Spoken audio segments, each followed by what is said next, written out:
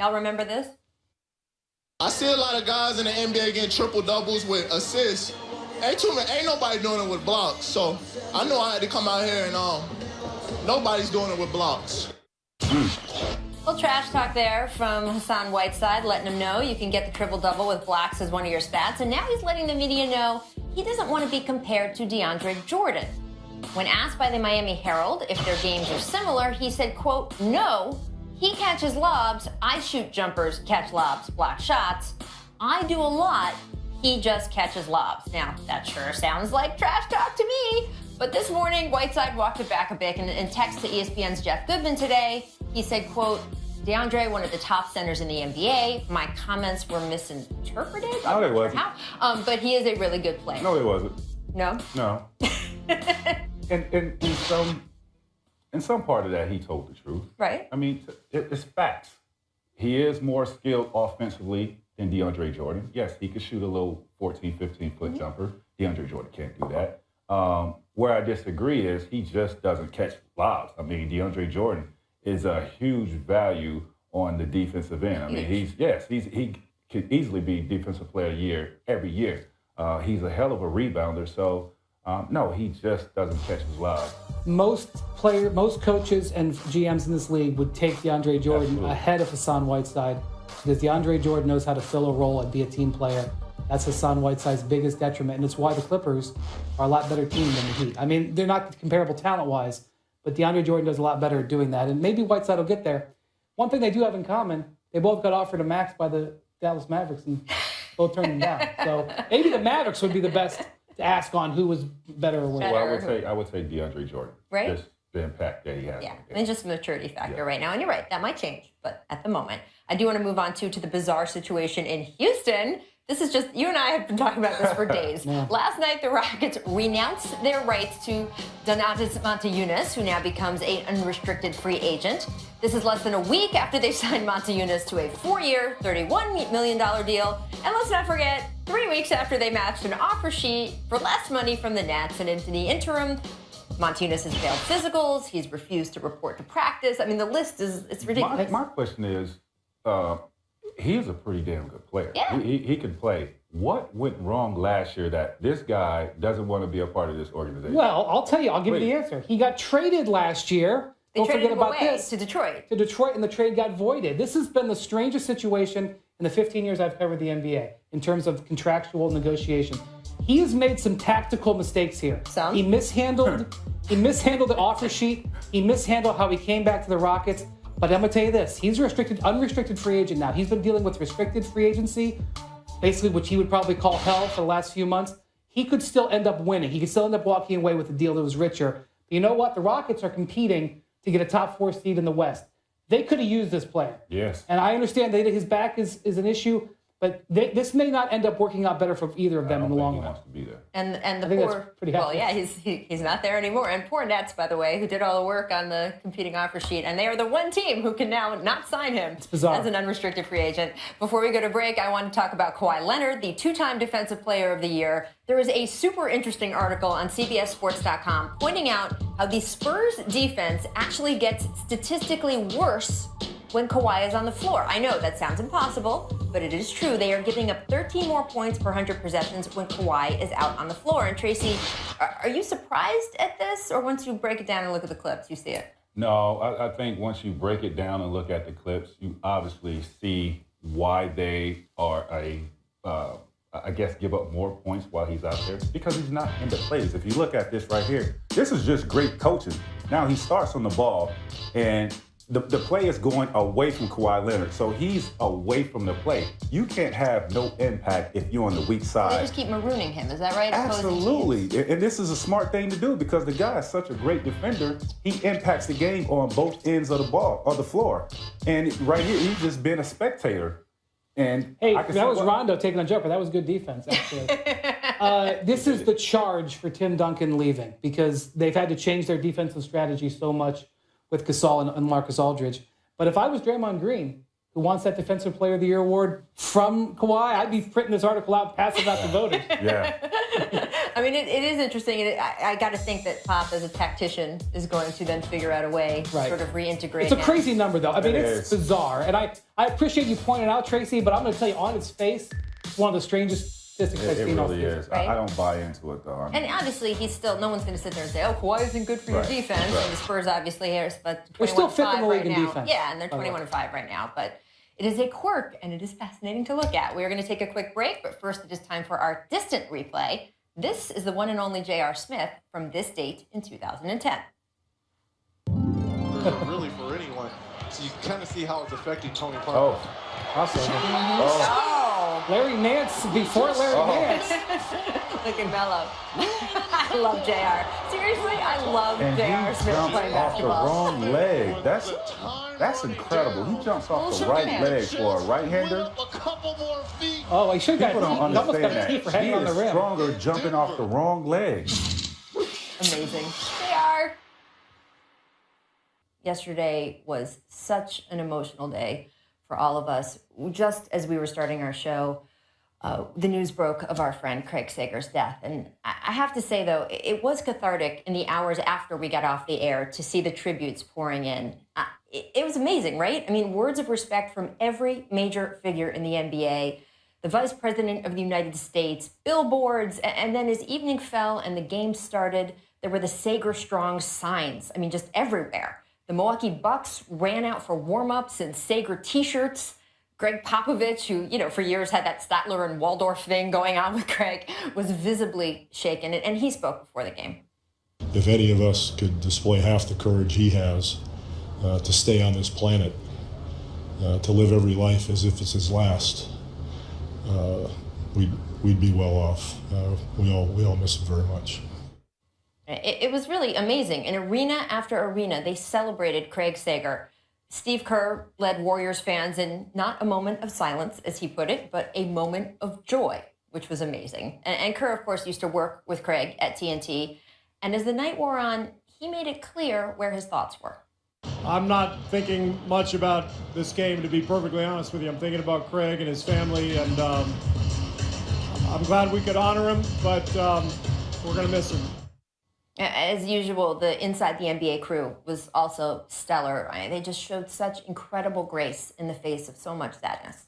Everybody dies, but very few people live. And Craig Sager lived, and he fought a valiant battle. Most people get one day of tributes, but day two, this morning, the tributes kept coming for Craig. Here was Kobe Bryant on Mike and Mike. He was one of the rare reporters that could come up to an athlete and the athlete feel completely comfortable to be able to be open with him. And that's a rare gift to have. And look, for many people, the last time they saw Craig was at the ESPYs over the summer, but he did make a video just a couple weeks ago, and I think he'd want us to play it to let fans know he had seen the outpouring of love directed at him. Hi, NBA fans. I'm Craig Sager. I'm Riley Sager. And I'm Ryan Sager. We'd like to thank our NBA family for their unwavering support in our fight against leukemia. The owners, front office, coaches, players, and in particular, the fans. Look, seeing Craig like that, it isn't easy. But that is not how I'm going to remember Craig Sager. For me, it will always be the personal moments. The first time I met Craig, when he tapped me on the shoulder at a basketball game in Washington, or the first time he introduced me to his wife, Stacy. He was so proud to be married to her. He acted like he was having me meet the Pope. There were the chats we had before games at arenas, then, of course, post-game. Those conversations may have continued at bars all over America. We were often interrupted by fans who really just wanted to get near him and get a picture. But many times, Craig, he wouldn't just stop and do the camera click. He'd have the person sit down. He'd invite them to just come talk sports with us because he loved it all. And he wanted to soak in absolutely everything and everyone he could. And in the end, that is what I will take away from my time on this earth with Craig, that there is joy everywhere. You just have to be willing to open your eyes, see all the colors. What about you, Tracy? And all the colors? All those crazy colors. For me, there's a couple things. Number one, as a NBA player, for my being drafted, shaking the commissioner's hand, then my first interview is Craig Sager. You made it, baby. Yeah, what? That stands out. And then back in December, I talked about this yesterday, my greatest game as an NBA player, when I scored 13 points in 35 seconds against San Antonio, and just one of the most memorable comebacks in NBA history. And I really couldn't control myself because I couldn't believe what I just, did. And, who comes up to me, it was Craig Sager on this historic night. And again, he will always be with me because, he interviewed me on the best night of my NBA career. We have the interview, actually. I think Oh, really? you guys can play it. Do we? You guys were so far behind. They had the ball a few seconds. They turn it over. How did you get the ball? What were you thinking? Well, we were supposed to just trap and go for a steal. Unfortunately, fortunate enough the guy slipped. Ball came right to me. And the only thing I was thinking about, I didn't want to tie the game. So I was thinking about getting up a 3. Got it up. Ball game. I never been a part of anything like this. So you got to excuse me. All right, well, I hope you get a chance to get to look at the replay, but that's why you're the NBA scoring champ. I appreciate it, Kurt. That's so nice, right? Yeah. I don't know He what's hasn't better. stopped looking at the replay. He watches the replay every day. Well, I don't know what's better, the joy on your face as you were talking to Craig or the pout on Craig Popovich. That was Captured classic. there for a moment. Back in 2012, also involved Popovich. That was the night where the Spurs rested their star players, sent him home on a Southwest Airlines flight from Miami. Right. It was supposed to be the big rematch, right? Big rematch of the finals, and it was on TNT. And so during the game, David Stern fines the Spurs $250,000. Doesn't wait till the next day, during the second quarter. And so after the game, we're in the hallway and we're like, how are we going to ask this question? Are we going to ask him about the fine? What are we going to do? And Craig says, I'll take care of this. Strides in, asks Pop 2 questions, gets absolutely no answers. Pop walks back into the locker room, says, beat it. And I was like, well, I'm glad Craig did that and I didn't have to do it. I mean, it is amazing. And seeing all these memories, right, over the past 24 hours, 12 hours, however long it's been, I can't keep track. It feels like a long time. The tributes from his children have been amazing, and his family. And I think, what we heard Charles Barkley say there in the clip, that, this was a guy who lived, who truly lived. We all have a limited amount of time here. We all have a limited amount of influence on the people around us. And the fact that he made the most of every moment that he had, again, long before he was diagnosed with leukemia. This is not something that just popped up when he realized he was sick. That is something that he influenced a lot of people for such a long time and appreciated life and appreciated the world around him for such a long time. It was truly special. He will be so missed by our NBA family. And we use that expression a lot, but it actually does mean something to the people in and around the game. Craig was such a big part of that family, and he will always be a part of that family going forward. Mislead. It's a make or mislead. Make or miss. It's a make or mislead. It's a make or miss. It's a make or miss. It's a make or mislead.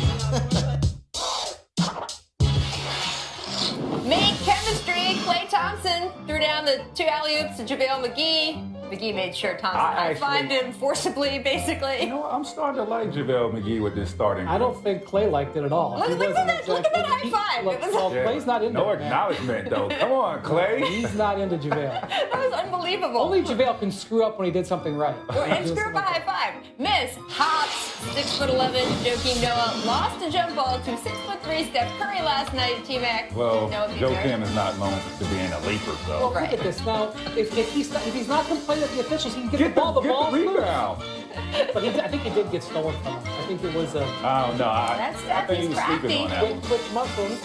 Yeah, turn around and complain. Make dimes.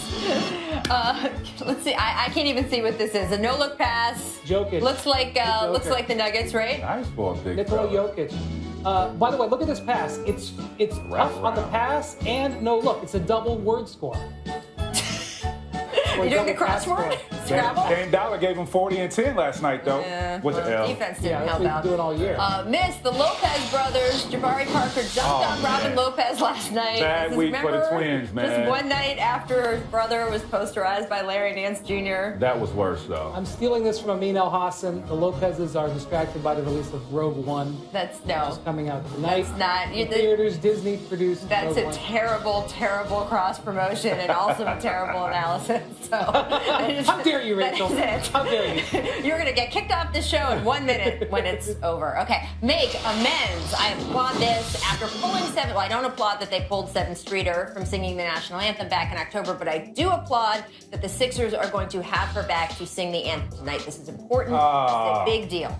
Well, I'm glad they're having her back. She is from the home team, but it's not national televised. Well, the game is televised. The anthem, I don't think is televised. Here's what I know. She ends up winning here because I didn't know who Seven was beforehand. You did. The anthem won't The fact be that national you televised. didn't know who Seven Streeter was is not like a So surprise good. You know to who she America. is now. That's all that matters. Exactly. She's my girl from It's Polk Friday. County. We hope you all have a Haines wonderful City, weekend. Florida. Remember Craig Arvindale, Sager in Florida. your own way, and watch Tracy McGrady sink some baskets. We will see you back on the jump on Monday. That was so white.